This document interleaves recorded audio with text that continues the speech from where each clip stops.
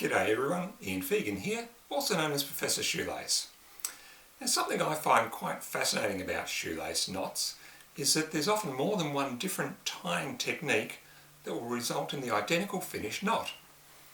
Today's video will look at the standard bow knot that most of us tie our laces with, and I'll show you 6 different techniques to tie the same knot, which has 2 loops and 2 loose ends.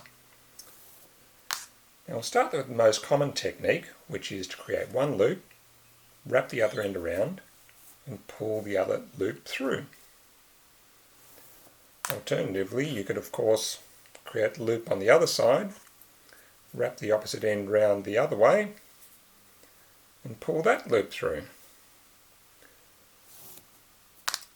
A third technique is what we call the 2-loop knot.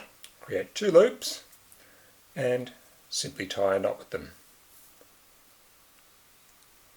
Now here's a technique I've found on YouTube called the Charly knot.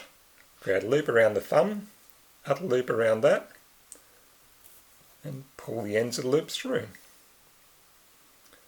An Ian knot, I believe, is the world's fastest shoelace knot, where you create 2 loops and simply push the ends through each other.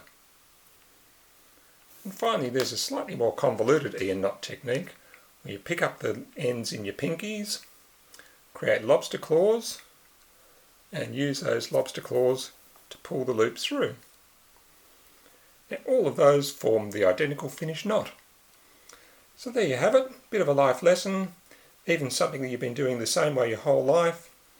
You could always possibly learn a different way that might be more efficient, like the Ian knot.